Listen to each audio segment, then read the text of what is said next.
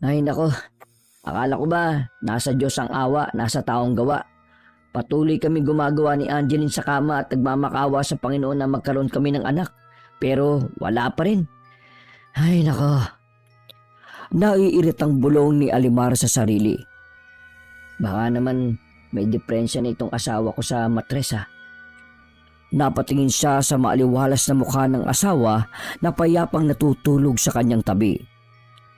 Malakas na humihilik si Angeline kaya hindi siya maayos makatulog kahit dinadalo na siya ng antok. Marahas na napakamot na lamang ng ulo ang lalaki. Kainis. Maaga akong papasok mamaya pero itong hilik ng asawa ko parang tinalo pa ang alarm clock. Kanina pa tulog ng tulog. Ay nako, aantokin lang ako nito doon sa trabaho. Magagalit sa akin yung boss ko nito eh. Kairita. Kinuha ni Alimar ang unan sa likod ng kanyang ulo at mariing inilagay sa kanyang mukha. Ilang saglit pa, tumigil na ring humilik ang asawa niyang si Angeline. Ay, parang baboy kasing humilik eh. Naku naman oh, napakaingay. Bakit ko ba minahal tong ganito? Ngayon ko lang napagtanto na ganito pala humilik tong babaeng to. Tiningnan pa niya ang babae mula ulo hanggang paa. Tapos dati, hindi naman siya ganito kataba. Ang sexy-sexy pa niya nung nililigawan ko pa lang siya at noong naging kami na. Pero bakit ngayon? Nag-iba na yung pangangatawan niya. Pinataba ko ba ito? Pumapangit na. Akasawa na oh. Mahinang komento niya nang mamalayang nagbabago na ang pinaka-pisikal nitong pangangatawan. Pinilit niya pa din ang sariling makatulog pero nairita na siya. Kaya siya bumaba na lang sa kama at nagtungo sa may red na sofa. Labas ng silidyon nilang dalawa. Ngayon, sana naman makatulog na ako. Papapikit na sana ng talukap ng mga mata si Alimar pero napabalikwas siya ng bangon nang biglang sumigaw si Angeline. Potek naman oh. Kinapa niya ng talampakan ang sapin sa paa. Kagad niyang dinaluhan si Angeline. Oh mahal, anong nangyari? Si Mama, napanaginipan ko na naman si Mama. Humahagulgol na iyak ni Angeline. Naitirik na naman ng lalaki ang mga mata at saka napabulong sa hangin. Ay nako, kukulangin na naman ako sa pagtulog nito. Lagi na lang. Napapikit siya habang hinahaplos ang asawa niya sa likuran upang mahimasmasan ito. Angie, mahal, panaginip lang yun. Wala nang mama mo. Dalawin na lang natin yung puntod niya sa linggo sa Sabado pagka off ko. Napaiyak lalo si Angeline. Bakit ba kasi tinamdam ni Mama yung pagsama ni Papa sa ibang babae? Ayan tuloy. Nagpakamatay siya. Napahagulgol na ang babae. Ay, heto na naman tayo. Paulit-ulit na lang. Sabi ni Almara sa hangin. Halatang naiirita na sa asawa. Gaya ng gabi-gabing ginagawa ng lalaki, pinapatahan niya ang emosyonal niyang asawa. Palagi ba naman kasing dumadalaw ang biyena niya sa panaginip ng anak nito? Mahal, hayaan mo na. Bilis na, matulog na tayo. May pasok pa ako mamaya eh. Sorry naman. Si Mama kasi, miss na miss ko lang siya. Ang hirap maka-move on, mahal. Ang hirap sobra. Muling napabulanghit ng iyak si Angeline. Wala na lamang nagawa si Alimar kundi hintayin na humupa ang nararamdaman ng kanyang asawa. Ay, ako na naman na mag-a-adjust. Sabi niya sa isip. Pasadong 2:00 nang bumalik na sa pagkakahiga si Angeline at nakatulog. Hinintay niyang muli na humilik ito at payapang nahihimbing bago siya bumalik sa pulang sofa. Naman, 2 oras na lang. Paano pa ako makakapagpahinga nito? Visit naman talaga. Pinayapa ni Alimar ang sarili. Nagpalunod siya sa antok. Wala pa man siya sa kalagitnaan ng kanyang pantasyang panaginip nang malakas na tumunog ang alarm clock niya sa cellphone. Mas nauna namang napabangon si Angeline dahil ipaghahanda pa siya nito ng almusal sa kabaon sa opisina. O mahal, nakahanda ng almusal mo. Kain na. Kinusot-kusot pa ng lalaki ang mga namumugtong mga mata. Gusto pa niyang mahiga at matulog subalit hindi siya pwedeng malate dahil kabago-bago pa lang niya sa opisinang kanyang pinapasukan. Hindi na nakuwang magpasalamat ni Alimar sa babae. Basta na lang siyang kumain. Pagkatapos ay diretsyong nagtungo sa kusina para magsipilyo. Mahal, pinakulo na din kita ng mainit na tubig. Nandiyan na sa kalan yung takore. Ilagay mo na lang sa timba mo ha. At ito yung polo mo, pati necktie. Pinlansya ko na rin. Yung pantalon mo, ito ha. Tapos, yung sapatos, pinakintab ko pa yan ng kiwi. Sunod-sunod na habilin nito sa kanya. Tapos ay nginitian siya nito ng matamis. Hindi niya pinansin ng babae. Walang kibo na pumasok na lamang sa banyo si Alimar matapos mag-toothbrush. Nagmamadali na talaga siya kaya hindi na niya kinuha ang takuring pinakuluan ng tubig at kaagad na nagbuhos sa katawan. Nagising ang diwa ni Alimar sa sobrang lamig ng tubig. Ganun pa man, tiniis na lamang niya. Sabay mabilis na buhos ng sunod-sunod. Nagtapis na siya ng tuwalya. Pagkatapos ay isinuot na ang pamasok sa trabaho. Mahal, huwag mong kalimutan ang pagkain mo ha. Inilagay ko na ang baon mo sa bag mo.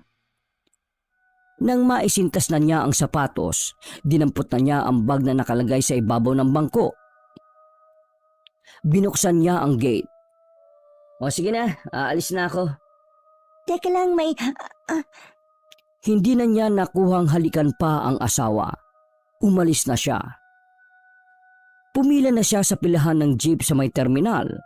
Tumingin siya sa rilong pambisig. Malilate na naman ako nito eh. 5:30 a.m. na.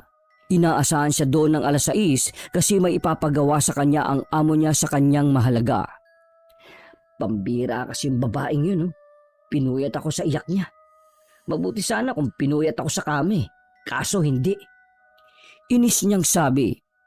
Nakakawalang gana na din talaga Pagkarating ng lalaki sa kumpanya, kamuntikan na siyang masabo ng boss niya. Kung hindi lang niya sinalo ang project na ipaparas nito. O ikaw nang bahala dyan, Ali Kailangan na yan mamaya. May po-promote tayong new project para sa bigatin nating client Saka yung nakatoka pa sa'yo, huwag mong kalimutan. Bilin sa kanya ng boss niyang lalaki. Opo sir. Asap yan Noted po sir. Nagtungo na si Alimar sa kanyang cubicle. Hinarap niya agad ang computer. Sa kanya inasikaso ang Excel list para punan ang mga hindi niya natapos kahapon na rates. Ilang saglit pa, napukaw lahat ng empleyado sa kumpanyang yon, maski siya ng boses ng kanilang boss. May ipinakilala siya doon sa harap. Isang bago nilang kasamahan sa kumpanya. Nagpakilala ito sa kanila. Hindi pinagtuunan ni Alimar ng pansin ang bago nilang makakasama dahil babae. Halos magkasing edad lang sila. Wala siyang interes dito dahil hindi siya madaling makaagaw ng pansin sa isang tao. Lalo't nagko-concentrate siya sa ginagawa. Nasa page 2 na si Alimar sa tinatrabaho niyang Excel nang maramdamang dumaan ang babaeng yun sa kanyang likuran. Ang bago niyang magiging katrabaho sa iisang kumpanya. Hello, magkatabi pala tayo sa cubicle. Nice to meet you. Malandi ang boses na narinig niya mula sa babae. Hindi niya yun nilingon o ni kinibuman lang. Sa halip, nag-focus siya sa ginagawa. By the way, my name is... Scarlett. Oo, narinig ko kanina sa intro mo. Ikaw si Scarlett, di ba? Tama ba ako? Hindi niya pa din hinaharap ang bago niyang kasamahan. Tutok na tutok pa din siya sa ginagawa. Yes, I'm Scarlett. Pero you can call me Baby. Sa puntong yon, Narinig na ni Alimar ang boses mapang-akit na yon sa puno ng kanyang tenga. Ha? Nahinto siya sa pagtitipa ng keyboard. Inikot niya ang swivel chair at bumungad sa mukha niya ang malaking hinaharap ni Scarlett. Nanlaki pa ang mga mata niya nang labas ang hiwa ng dalawa nitong bundok. Napangat ng tingin si Alimar. Nakangisi ang babae. May itsura si Scarlett. Bilog na bilog ang kurbada ng mukha. Mapupungay yung mga mata na nagkukulay hazelnuts na nagbibigay ganda dito. Parang may lahing Amerikana. Matangos ang ilong pero parang retokada. At ang labi nito pumuputok sa kapal ng lipstick. Napakagat si Scarlett sa labi. Can I call you baby too? Marahang gumapang ang palad ng babae sa kanyang balikat. Mainin itong napatawa dahilan para makaramdam ang lalaki ng kakaibang kiliti sa tenga. Napalunok naman si Alimar sa sensasyong kanyang nararamdaman. Bigla siyang nabulol ng makuryente ang mga kalamnan niya. Para siyang hindi mapakali. Parang naiihi. May halong pagnanasa. Huwag ka matense, baby. Darating din tayo dyan. Nakita ni Alimar na dumako ang mga mata nito sa kanyang pang-ibaba, sa nakabukol sa kanyang pantalon. Bago naupo sa katabing cubicle, habang di pa rin maalis dito ang tingin sa kanya. Para bang bigla siyang pinagpawisan. Sumikip ang kanyang polo at naramdaman niyang basang-basa na siya ng pawis. Uminit bigla ang kanyang katawan. Natulala ang lalaki. Pero saglit lang yon nang mapagtantong may asawa pala siya. Napailing siya sa sarili bago napaharap sa monitor ng computer. Alimar, hindi pwede to. Malalagot ka kay Angeline yan. Wag, please. Huwag kang matukso. Oh, Diyos ko. Oh, tukso. Layuan mo ako. Muntik pa niyang maitono ang kanta ni Eva Eugenio habang kausap niya ang sariling konsensya.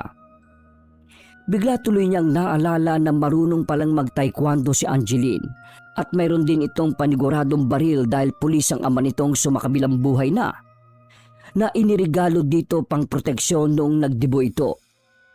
Inisip na lamang ni Alimar na binibiro siya ng asawa noon. Marahan muling tiningnan ng lalaki si Scarlett sa kabilang cubicle. Kasalukuyan na itong nagtatrabaho. Hindi niya maikakailang maganda talaga ito. Pang-model at maganda ang hubog ng katawan na animoy pang FHM na maihihilera sa 100 sexiest women in the world. Hindi lang niya malaman sa sarili kung bakit siya ang pinupunteriya ng babaeng ito. Gayong unang araw pa lang ito sa pagtatrabaho. Hindi na siya makapag-focus nung sandaling yon. Nakamata na lang siya kay Scarlett. Magkagayon pa man, pinilit na lamang niya ang sariling itutok ang konsentrasyon sa pinagagawa sa kanya ng kanyang boss. Pasalamat siya na nagawa niya yon ng maayos na hindi umuukit sa kanyang isipan ang pang-aakit na boses ng bago niyang kasamahan. Hinugot ni Alimar ang USB sa saksakan ng CPU. Tapos ibinigay sa kanyang boss. Sir, ito na po yung pinagagawa niyo pong project ko. Inabot niya ang USB. Nakasave na po yung file dyan. Pa-check na lang po. Gagawin ko na po agad yung pinapatokan niyo sa akin. Sige po, sir. Napakunot noo ang boss niya. Oh, bakit ka naman natetense dyan?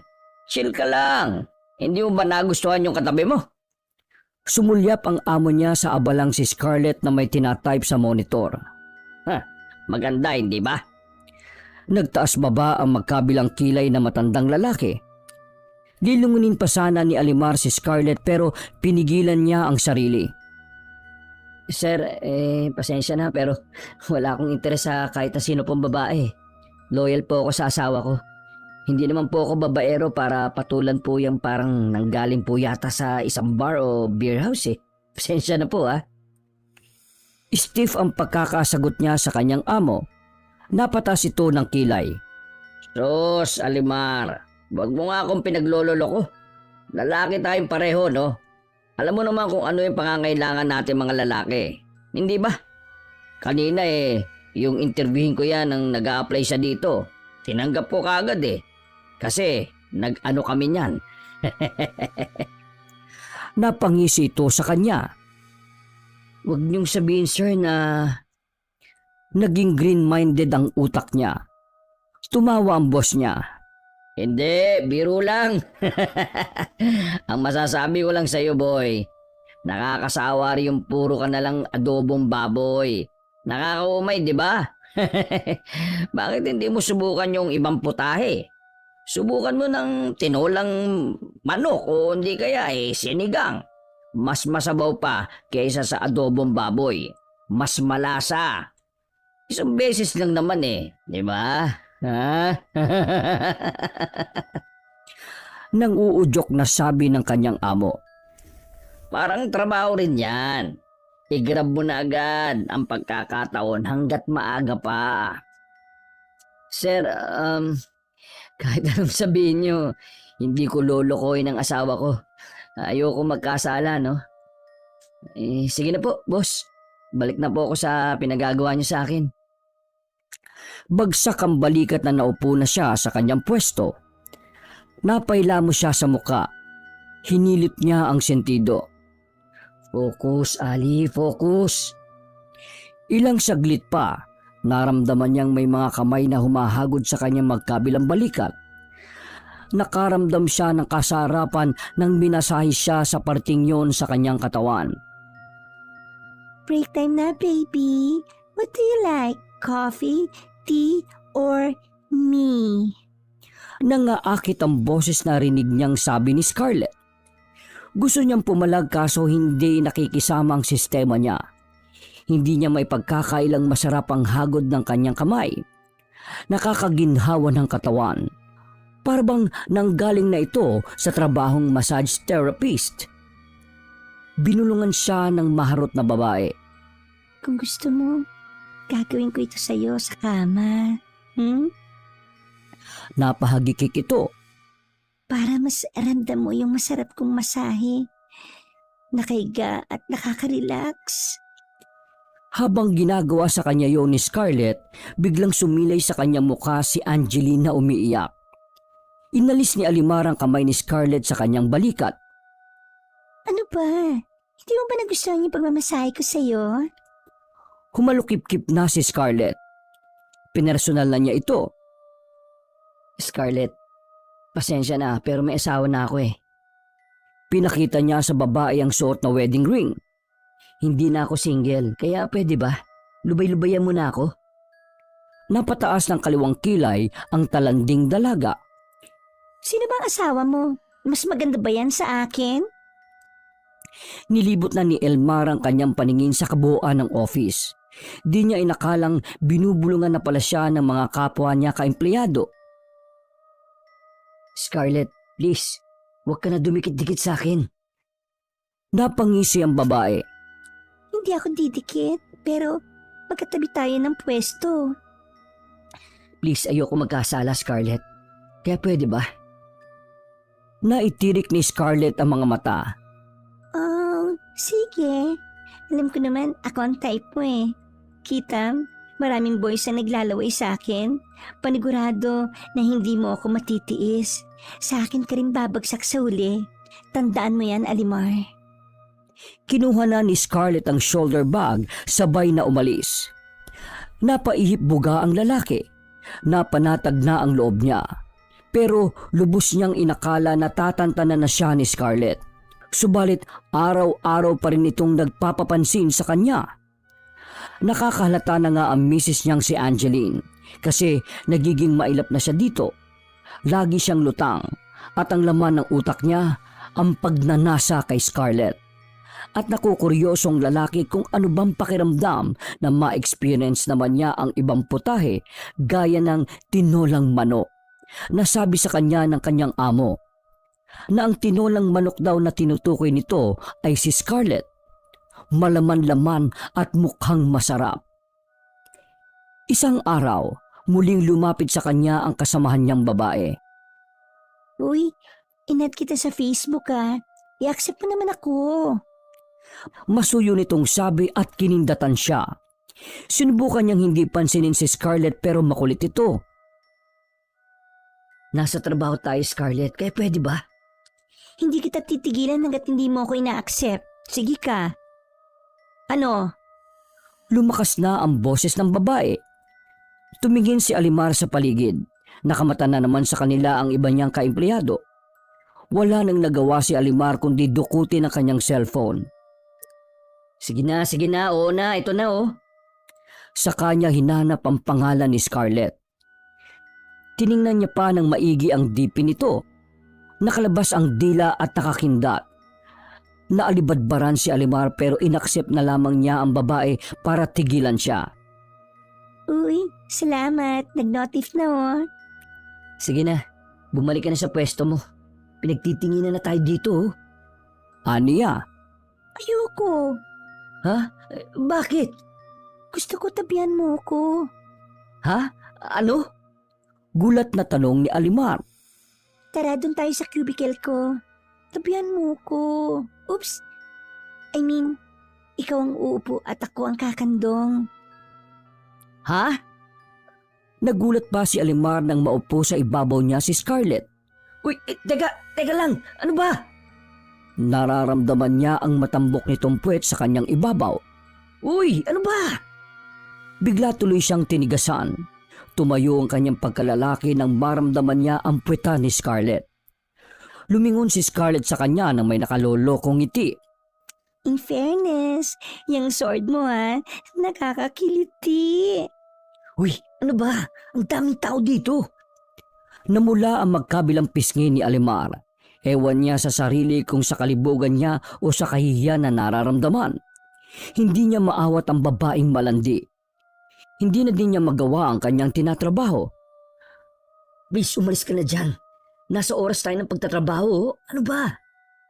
Hindi umiimik si Scarlett at sa halip ito ang humarap sa computer niya. Ako sa'yo. Ha? Anong ibig mo sabihin? Parang dalawa yung kahulugan ng sinabi ni Scarlett sa kanya. Please lang, Scarlett. Pwede ba? Aalis ako dito sa isang kondisyon. Napapapikit na si Alimar nang mas lalo pang inilubog ni Scarlett ang puwet nito sa kanyang ibabaw. Ano yun? Napapalunok na siya ng laway. Umuusal na siya ng dasal dahil mas lalong tumitigas ang pagkalalaki niya. Makipagkita ka sa akin mamayang out natin dito. Ha? Pero gabi na yun. Hahanapin na ako ng commander ko. Humarap na si Scarlett sa kanya. Nilingkis siya nito na parang sawa. Sumabog ang malakas na bulungan sa opisina. Sige na. Papayag na ako. Lumapit ang mukha ng malantod sa pagmumukha niya. Thank you, baby. Anas ni Scarlett bago umalis sa kanyang ibabaw. Nanginginig na ang dalawang tuhod ni Alimar. Dinig na dinig pa rin niya ang animoy bubuyog ng mga empleyadong pinagchichismisan siya. Nangangamba siya na baka isa roon ang magsumbong kay Angeline. Kaya nagpaliwanag na siya sa mga ito at naintindihan na yon ng kanyang mga kasamahan. Ay nako, balita ko nga yang si Scarlett bugaw daw yan. Anang katrabaho niya na isa sa mga kaklose niya sa opisina. Kaya ikaw na ang umilag, pre. Baka magkasakit ka pa niya sa kanya kapag may nangyari sa inyong dalawa. Nako, mayayari ka sa misis mo. Tinanguan niyo ni Alimar. Sige, pero yung boss natin hinahayaan lang na ganunin ako. Balita ko, yang si Scarlett tito niya yung boss natin. Ha? Talaga? Oo, pero chismis lang naman yun. Malalim na napaisip si Alimar. Tapos naalala pa niyang may nangyari sa boss niya at sa babaeng umaakit sa kanya. Kaya ito natanggap sa trabaho. Dumating na ang oras ng out nila. Sinubukan niyang takasan ng maharot na si Scarlett. Pero nagkunyapit na ito sa kanyang mabukol na braso. Oh, tara na. Motel na tayo. Yaya ni Scarlett. Ha? Motel? Kinakabahan niyang tanong. Bakit? Ayaw mo? Hindi kaagad nakatugon si Alimar. Anong gagawin naman natin dun? Painosenteng tanong niya kahit alam na niya ang sagot. Gusto mong malaman? Pumunta muna tayo doon bago mo malaman kung ano yung gagawin natin doon. Gustong tumanggi ni Alimar pero meron sa loob niya at tawag ng laman ang naghahatak sa kanya para sumama sa babae. Maluwag na huminga si Alimar. Sasamahan lang naman niya siguro ang babaeng ito. Wala naman silang gagawing masama. Pagkarating ng dalawa roon, nag-rent si Scarlett ng room nila. Sagot na daw niya ang pangmotel nila ng isang gabi. Anong gagawin na? Hinatak na siya ni Scarlett papunta sa dulo ng silid. Hit ka na, sumunod ka na lang. Ha? Mabilis silang pumasok doon. Namalaya na lamang ng lalaki na tinulak na lang siya ni Scarlett sa malambot na king-size bed. Teka! Shh! Quiet, baby. Hindi siya pumalag. Sa halip, hinayaan na lang niya itong kalasin ng kanyang sinturon sa pantalon. Lahat ay hinubad sa kanya ni Scarlett. Walang itinira. Maski isa, maging ang babaeng yun, hinubad na niya ang kanyang suot. Biglang naging mabilis ang pangyayari. Nagpadala si Alimar sa bugso ng pagnanasa niya. Dahil na din sa tawag ng laman na matagal na niyang kinikimkim sa babae. Pumailan lang ang ungol ng dalawa. Nagpakasasa sila sa tawag ng kalamnan sa isa't isa. Nang matapos, pareho silang napagod na dalawa. Hapong-hapo, parang hinihingal. Nag-enjoy ka ba, baby? Ani Scarlett na nakaakap sa hubad niyang katawan. Oo naman, baby. Hindi na rin niya namalaya ng oras. Lingid sa kaalaman niya, ang misis niyang si Angeline ay alalang-alala na sa kanya. Mahigit 50 calls na ito sa kanya pero di niya sinasagot kasi naka-silent mode ang cellphone niya. Kanino ka mas nasarapan? Sa asawa mo o sa akin? Siyempre sa'yo, no? Sinunggaban ni Alimar ng halik si Scarlett. I love you. Hinawakan pa nito ang kanyang dibdib, tapos hinagod-hagod. I love you too. Di hamak naman sexy ako kaysa sa asawa mo, diba? Napangiti ng malawak si Alimar. Oo naman, ang taba-taba kaya nun. Saka alam mo ba, napakaitim ng kilikili nun. Ewan ko ba, bakit ko siya pinakasalan? Ang lakas pang humilik. Napakaasim pa ng amoy. Eh di, sa akin ka na. Sa pangalawang beses, hinalikan niya muli si Scarlett sa mga labi. Parang lambanog na nakakalasing ang mga labi nito na gustong-gusto niyang mabalik-balikan. Nakatulog sa dibdib ni Alimar si Scarlett. Lampas alauna na. Chinek niya ang kanyang cellphone. Marami na palang missed call at text ang misis niyang si Angeline. Manigas ka diyang kakahintay. Ngayon lang naman to eh.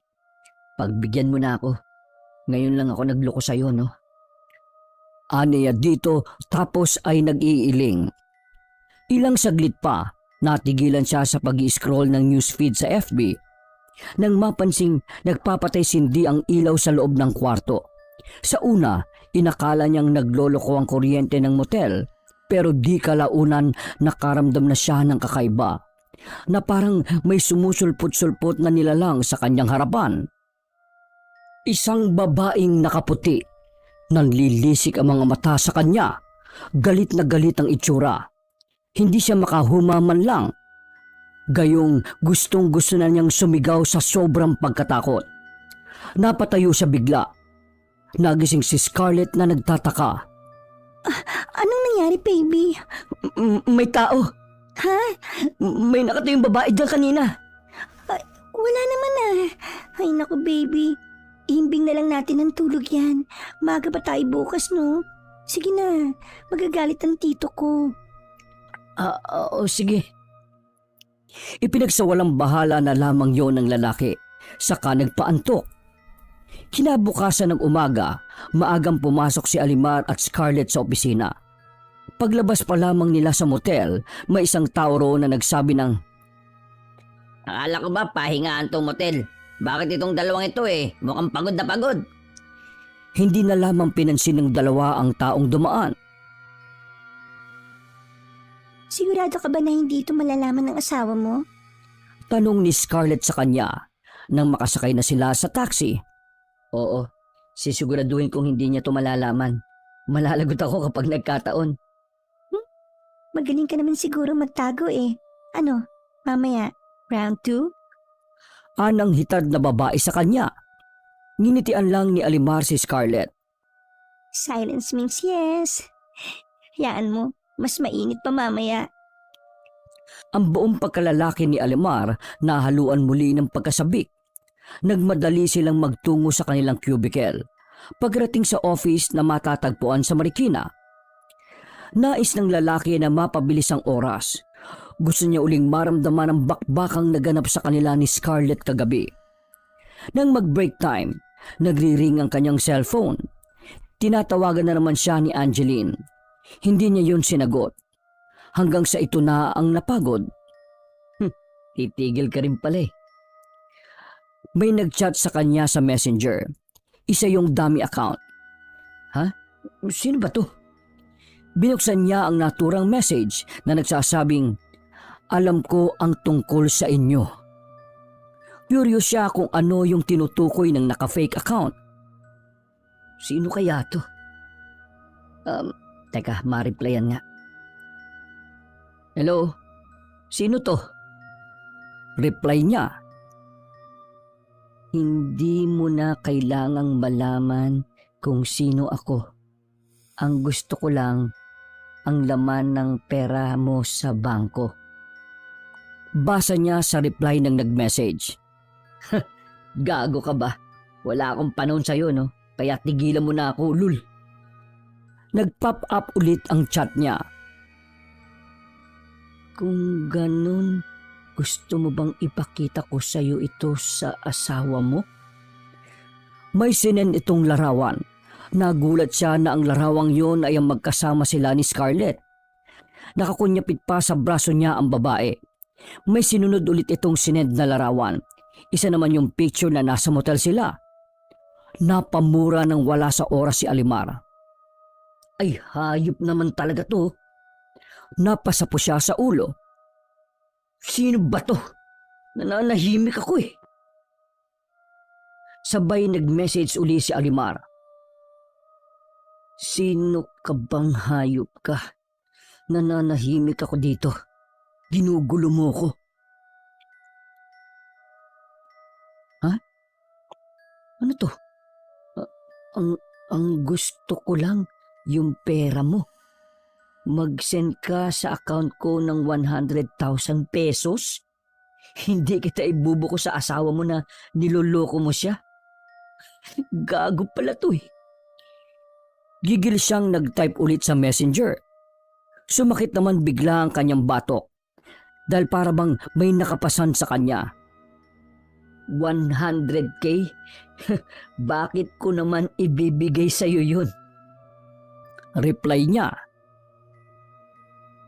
Ha ha ha, ayaw mo ba? Isisend ko na ito sa asawa mo. Di isend mo. Ako pa tong tinatakot mo. At paano kung i-upload ko itong skandal nyo ng babaeng yan? Ha? Ano?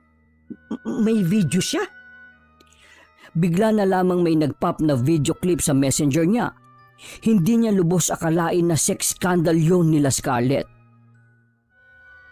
Ayaw mo naman sigurong mapayano. Basa niya. Kumabog ang dibdib niya sa pambablackmail sa kanya ng mysterious account na yon. Wala na siyang kawala pa. Kailangan niyang isangkanan lahat ng naipon niya sa bangko. Kasama na rin ang mga insurances para mapangalagaan ang kanyang reputasyon o buong pagkatao. Oo na, sige na. Magsisend na ako. Naglapag ng account name ang nakadami account na yon. Diyan mo isend. Nang gagalaiti siya at the same time, mas lalo pa siyang nanlamig sa pagkabalisa. Shit! Sino ba tong hinayupak na to? Bakit ba niya ako binablockmail ng ganito? Maya-maya, biglang may pumutik sa kanyang utak. Hindi kaya si boss to? Sinamaan niya ng tingin ng kanyang boss na palihim na tumitingin sa kanya habang may kinakausap na ibang aplikante. Siya siguro. At marahil, kasabot niya si... Dumako ang ulo ni Alimar sa katabing cubicle na si Scarlett. Kayo kaya? Pero wala pa akong pruweba eh. Baka kayo yung kasi gusto niyo akong mapaalis dito. Mga hayop kayo. Sigaw niya sa isip. Ay nako, kung ano na nitong pinag-iisip ko. Diretso uwi na ako mamaya kay Commander. Lagot, ano kayo sasabihin ko sa kanya na hindi ako nakauwi kagabi? Pinukusan muna ni Alimar ang pagtatrabaho. Gaya ng dati, malanding binulungan na naman siya ni Scarlett sa puno ng kanyang tenga. Ready ka na ba ulit mamaya? Nang aakit nitong sabi sa kanya. Hinarap niya ito. Hindi na. Baka magtaka na sa akin yung misis ko eh. Nag-aalala na yun. Hindi niya pinahalata dito na galit siya. Pinaghihinalaan niya na ito ang gumagamit ng peking account para hututan siya ng paninirang puri sa kanya. Ganun ba? Sayang naman. Mas gagalingan ko pa naman sana sa pagkiling mamaya. Tangkang nga hawakan na sana ni Scarlett ang hita niya pero pinigilan na siya nito. Tama na Scarlett. Ayoko na ulit magkasala pa. Napasa po siya sa batok. Bigla lang naman yung bumigat sa hindi niya malamang dahilan. Okay, kailan ang schedule mo? Mamimiss kita niyan. Sige ka. Hindi ko alam. Basta, ayoko na. Mukhang nakakalimutan mo yata na na-inlove ka sa akin kagabi. Ha? Nilabas nito ang dila at dinilaan siya sa leeg. Nakaramdam na siya ng kilabot noon. Kaya tinulak niya ang babae. Ay, ano ba Alimar? Ay, bakit? Ano nangyayari dyan? Umalingaw-ngaw ang boses ng boss nila sa office na yon. Ito po kasing taong to eh, tinulak ako. Ha? Ginawa mo yun sa isang babae? Kasi po... No more excuses! Dahil dyan, pinapatawang kita ng suspension ng 1 buwan! Ha? Po? Boss, hindi naman po tama yun. Ang hindi tama ay ang hindi mo paggalang sa babae. Sige na, umuwi ka na! Get out of my office! Now! Maotoridad na utos ng kanilang amo. Wala nang nagawa pa si Alimar kundi kunin ang bag niya at umalis. Nagngingit-ngit siya sa galit. Tumingin siya sa kanyang mga kasamahan. Ang sama ng timpla ng itsura nila. Tila diring-diri. Nang makasakay na siya sa LRT, nakatanggap na naman siya ng mensahe na nambablockmail sa kanya. Hayop naman to. Ayaw talaga akong tigilan ng isang to. Binasa niya ang message. Kailangan ko na ng pera ngayon. I-send mo na sa bangko. Bilis. Eka lang. Nagring ang kanyang messenger. Sinagot niya ang tawag gamit ang call. Naka-voice changer ito kaya hirap niyang matukoy kung babae ba yung nambablockmail sa kanya o lalaki. Hindi ko pa mabubuo yung 100k na hinihingi mo. Pwes, gumawa ka ng paraan kung ayaw mong i-upload ko na ito ngayon. Ano ba? Hindi ka ba makahintay? Sino ka ba, ha? Sino ka? Mangiyak-ngiyak na siya sa hindi malamang takot na nararamdaman. Hindi niya gusto ang malagay siya sa ganoong uri ng alanganin. Siya ang dihado nito, pero dahil sa kapusukan niya, kaya nangyari sa kanya ang lahat ng ito. Hindi ko pa mabubuo yan. Kaya pwede ba, kaunting panahon pa? Pwede. Tumulo na ang luha niya sa takot. Binabana ng mysterious blackmailer ang tawag. Para bang naawa ito sa kanya. Bagsak ang balikat niyang umuwi sa bahay. Bigla siyang kinutuban sa asawa. Nadatnan niya ang commander niyang si Angeline na naghahanda na ng hapunan sa kanilang dalawa. Pagbukas pa lang ng pinto, narinig na ni Angeline ang pag-ingit nito. Oh, nandiyan ka na pala. Hindi niya nilingon ng asawa pero patuloy itong nag-aasikaso sa pagkainan nilang dalawa. Pasensya na kagabi Hindi ako Hindi, ayos lang. Alam ko naman na nag-overtime ka para sa akin at sa magiging anak natin, hindi ba? O sige na, kain ka na. Baka lumamig pa itong niluto kong Bicol Express Pinaupo na siya ni Angeline. Bigla siyang nakonsensya sa taong pinakasalan niya. Mahal na mahal siya ni Angeline. Habang ito, ginagago lang niya. Iniisip pa ang ibang ginagawa niya at hindi siya pinaghinalaan ng masama.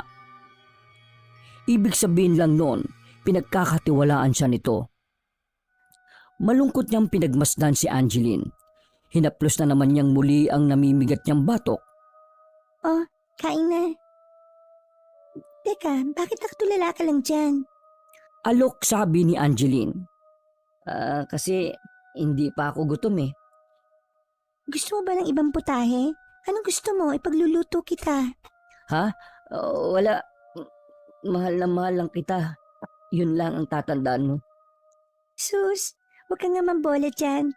Kumain ka para magkaroon ka ng energy. Alam mo na, kapag magkatabi tayo. Hindi, basta.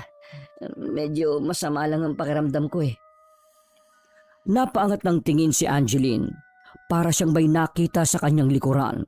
Subalit kagad din itong tumingin sa kanya ng diretsyo. May gamot dyan na pain reliever. Inumin mo na lang. Naging malamig ang pakikitungo nila sa isa't isa.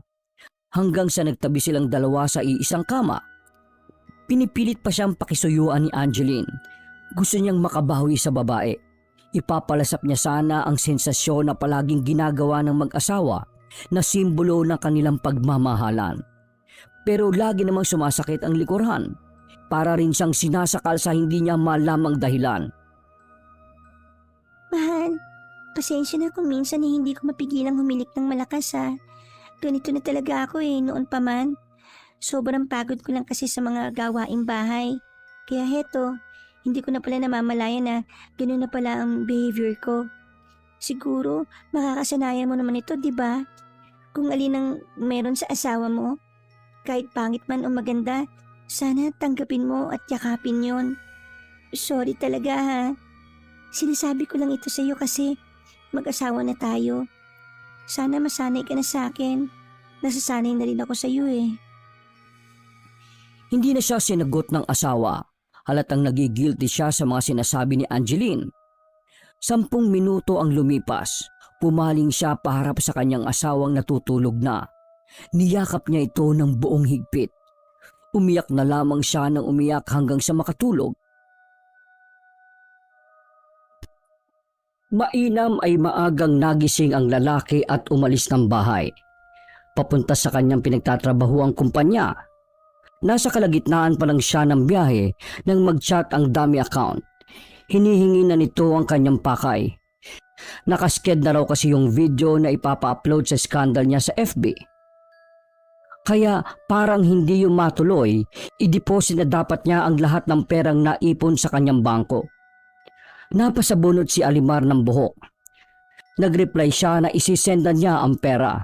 Basta i-delete lamang yung video na magpapahamak sa kanya sa lahat ng maaring makapanood.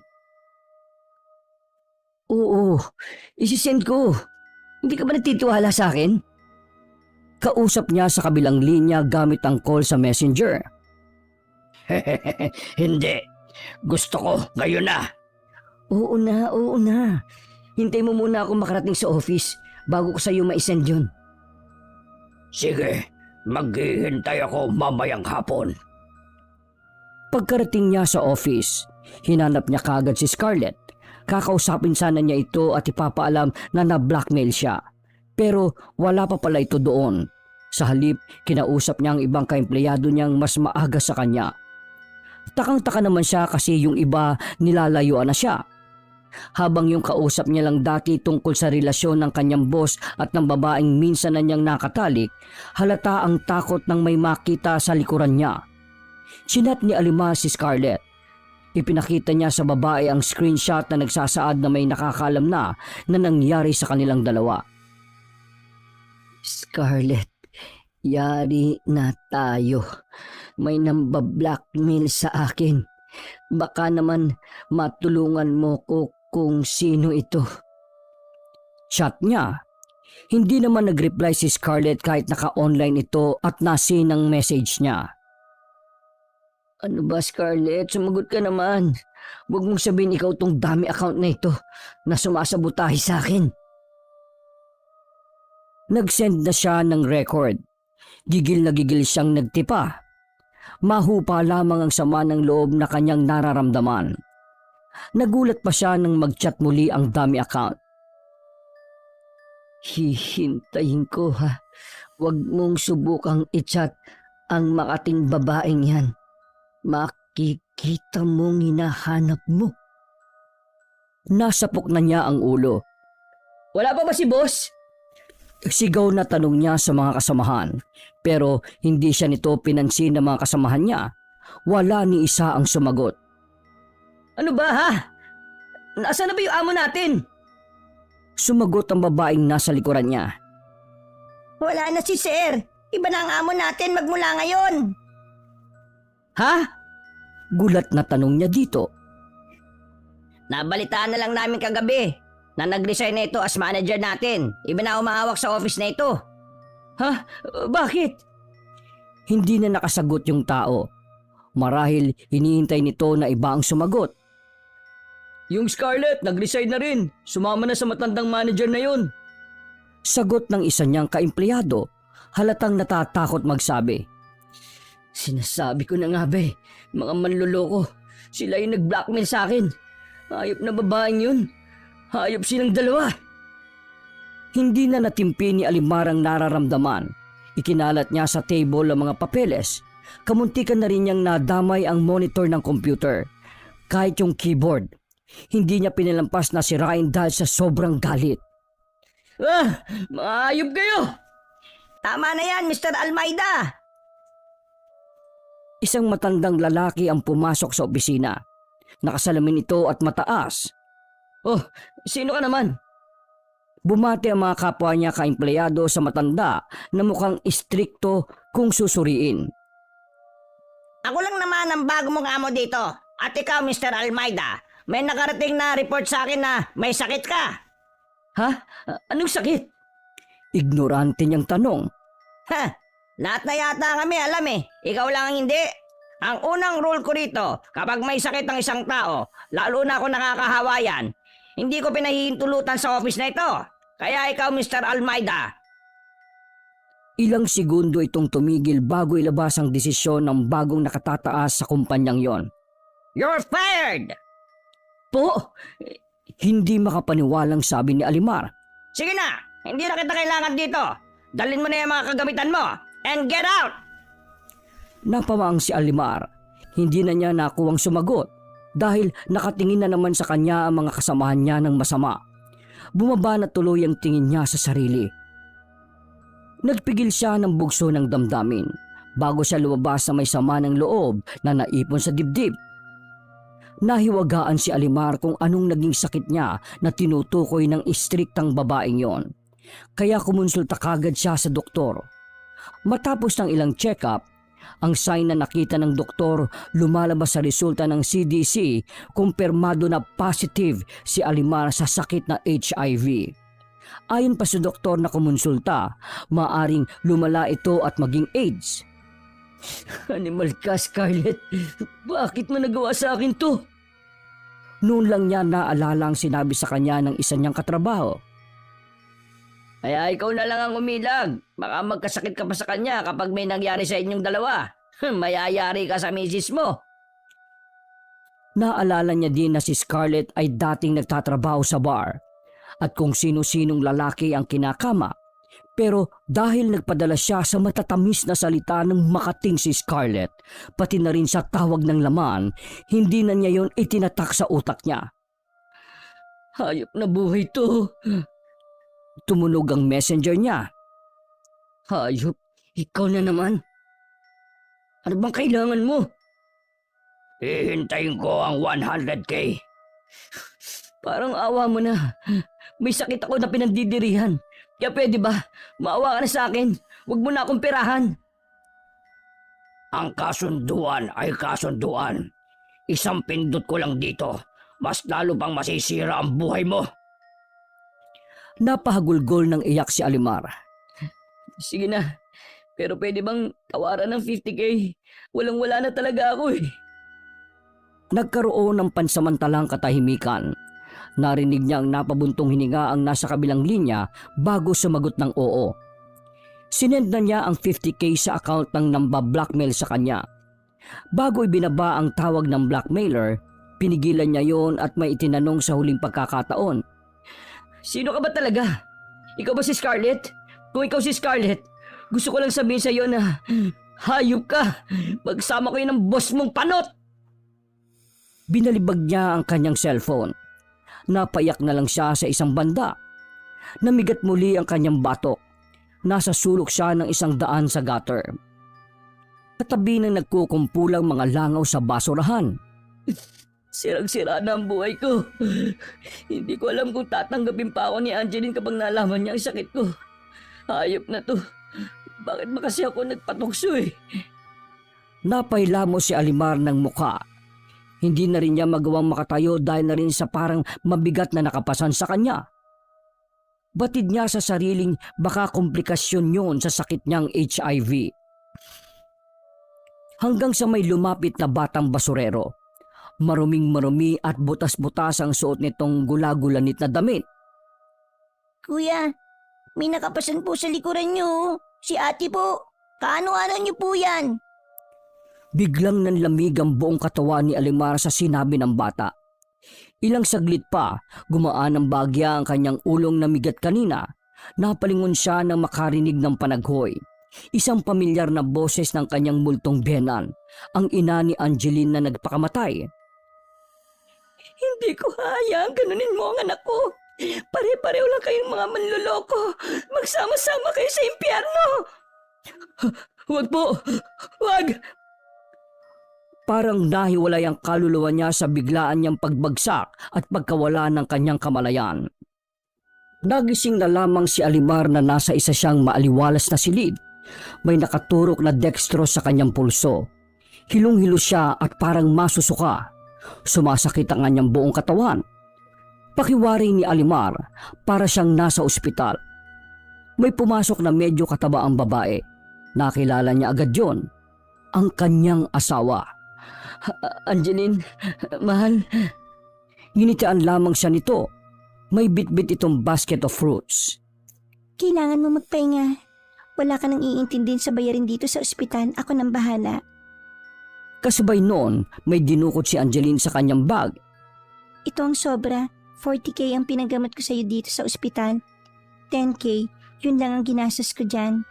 Ibabalik ko lang ang lahat ng pananakot ko sa'yo. Sana, magtanda ka na at huwag mo nang uulitin ang panluloko mo sa akin. Unti-unting nanlaki ang mga mata ni Alimar nang iabot sa kanya ang buong 40K. Ibig sabihin, ikaw yung... Tumawa si Angeline. He, ngayon mo lang nalaman? Nag-iba ang itsura nito nang lumapit ang mukha ng asawa sa kanya.